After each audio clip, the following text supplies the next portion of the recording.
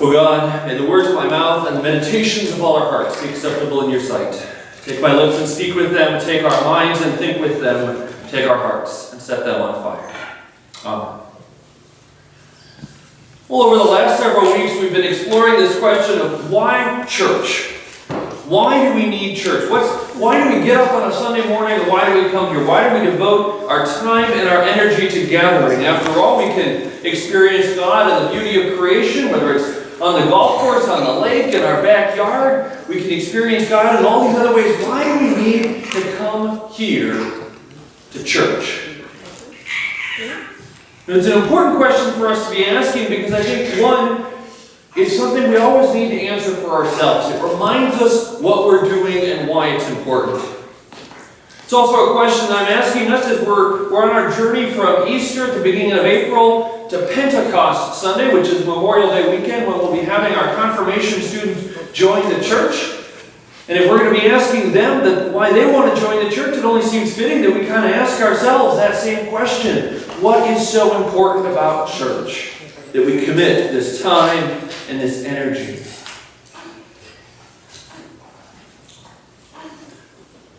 When I attended Beloit College in Wisconsin for my undergraduate. One of the things that struck me about Beloit College is it's a school of individuals, but we're all pretty much the same. You know, we're all so proud of our independence and our free thinkingness, and yet when we all gather together, you start to look at it and go, boy, we all kind of look alike. One of the trends that I noticed that as the first year student at Beloit, everyone had it figured out. Beloit seemed to attract the kind of kids in high school that maybe weren't fully challenged by the curriculum or kind of didn't fully engage the school that they were at. But they were smart kids, and so they were kind of piecing it together on their own. And by the time they got to college, they had these profound thoughts about how the world worked, the universe, everything was all figured out. And so as first-year students, you gather together in lounges late at night, talking about it and sharing your wisdom and your inspiration and how smart you were. But of course, by the time you were a second-year student, you kind of realized you didn't really know it that much. You'd attended some classes, you'd kind of realize that those profound insights you had on the nature of the world were like philosophy 101, or English 101, or politics 101. They weren't really that deep. So by the time you were a second year, it was kind of fun to kind of look down on those first years that came in that had it all figured out, because you knew enough to know you didn't know everything. You've been surrounded by a community of other people and so through that community you came to learn not only what you knew, but what you didn't know. There can be a real danger when we try to do things all by ourselves, when we try to figure things out on our own. A lot of guys can attest to this, maybe some women too, but maybe you get that new thing and you think, I can do it on my own. I don't need instructions. Has anyone ever done that before? Right? I'll just put it together. I can figure this out. I'm smart because I've done this before. I've got a degree, or I'm just, whatever. And we go through it, and then halfway through, we're like, maybe can I get that instruction book back again? I got these extra screws, and I can't figure out where they go. Sometimes it's helpful to have some other people or some other wisdom and experience to lean on as we're trying to do things. When we go on our own, we can get caught in a cycle of bad thoughts. One of the things I studied at Beloit was philosophy, and so I have a couple examples from philosophy for you. René Descartes was both a mathematician and philosopher, and he's famous for the expression, I think, therefore I am. And of course, this expression came out of his desire that he was going to figure out everything. He was just going to start from what if I know nothing and kind of build it all up from there. And he came up with some great insights, but as most philosophy people after him have kind of pointed out, he created a great circular logic that doesn't actually work outside his own argument. He had some good ideas, but his ideas really worked best as part of a dialogue. The German philosopher Immanuel Kant was famous for saying that Hume, yet another philosopher, I know, sorry, a lot today, awakened him from his dogmatic slumber. In other words, he read Hume and said, oh my gosh, this guy's wrong. I got to write something. It's an ongoing dialogue as these different philosophers learned from, responded to, and reacted to each other. We do the same thing in our scientific community today with peer-reviewed articles. You think you figured something out, you submit it out to a community, and other people look at it, and they provide their insights, their ideas. Too often when you go it alone, you don't recognize your own mistakes, your own assumptions, the areas you've gone astray. The value of community is that we can learn from each other. The value of community is we can lean on that wisdom of others. We can provide support to people. Because often the questions we have, the things we struggle with, are the same sorts of things that other people are struggling with. The same sorts of questions that other people have. If we get like those first-year college students that think we've got to figure it out on our own, we can't learn from the people around us. We don't benefit from their knowledge and their wisdom. The mystics, the early mystics of the Christian faith, these are the people that would go off into the desert by themselves to commune with God and everything. They would still gather in community. Even these hermits out in solitude would still gather together in community to touch base, to ground themselves, to know that they were a part of something greater than themselves. We're meant to be in community. We can't do it alone. And we see this going on in the Gospel, the book of Acts that we were reading today.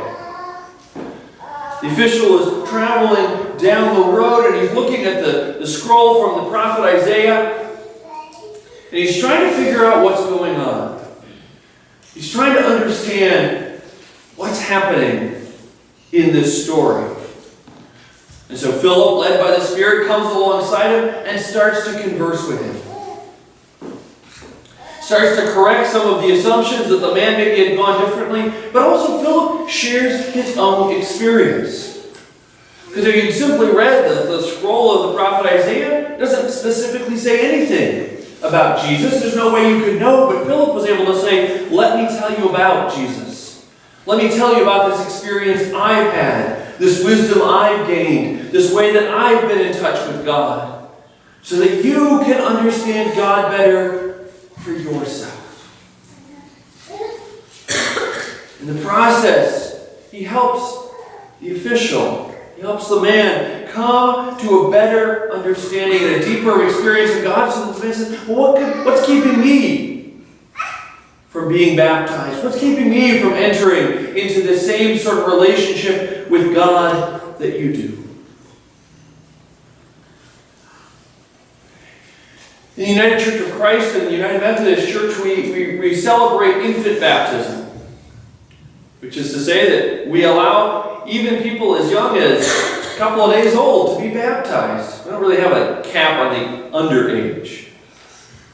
Because we believe in infant baptism, the power of God is at work in a child's life before the child is aware of it.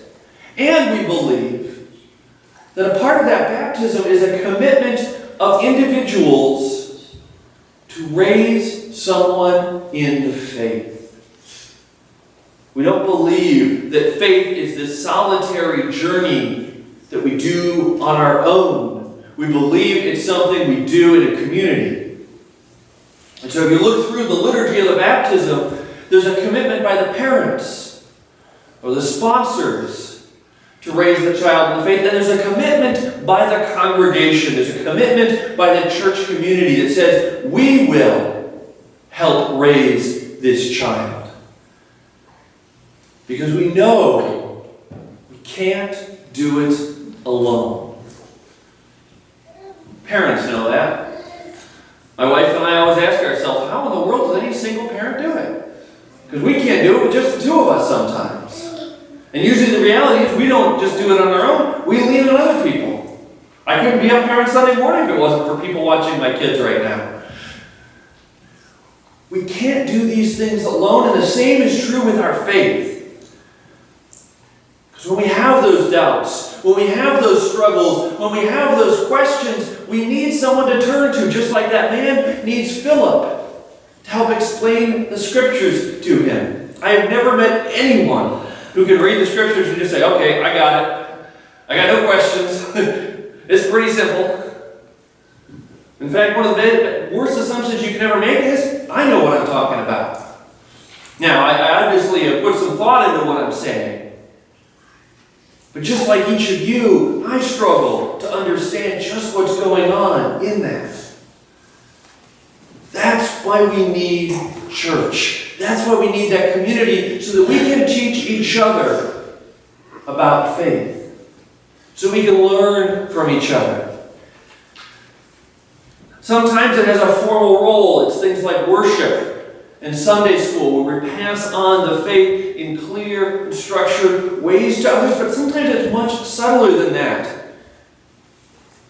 We had the pork chop supper this last Monday, and it's a great opportunity for people of all ages to work alongside each other, to get to know each other, to see how other people in the community just are.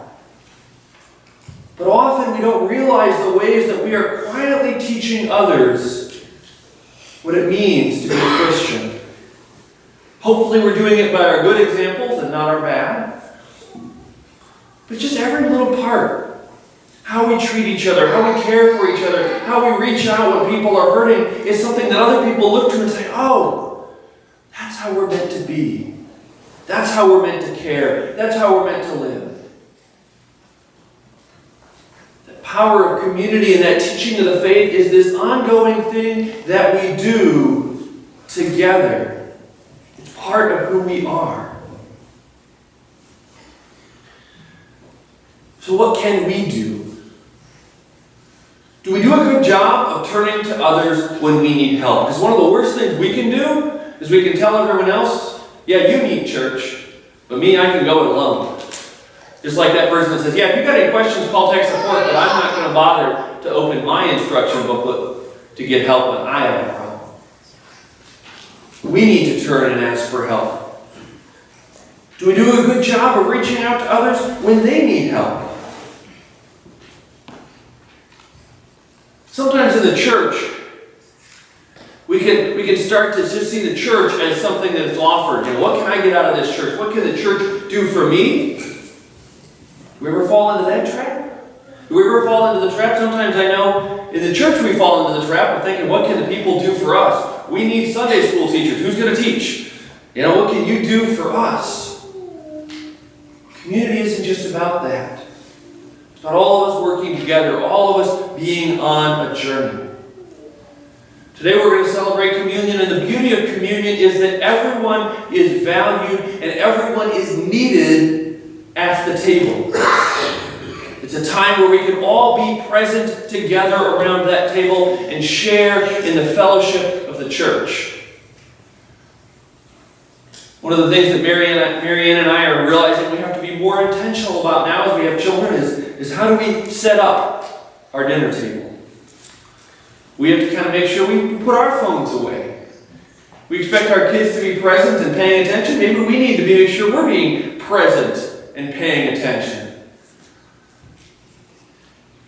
Communion is this time where we can all be present together.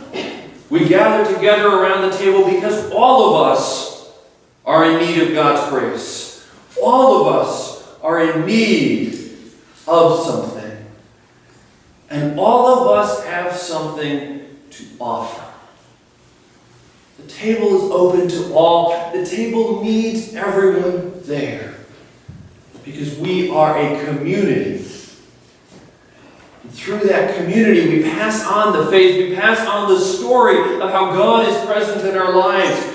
Whether it's the formal ways in the breaking of the bread and the sharing of the cup that God is present, or it's the ways that we've experienced God in our hearts when we're struggling or when things are going well. The ways that God has touched us as we share those stories with each other. And we can share God.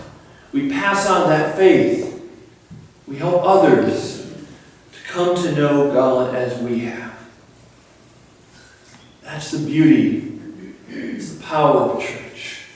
Is that community that gathers together in our brokenness and shares in the love that's there for everyone. Amen.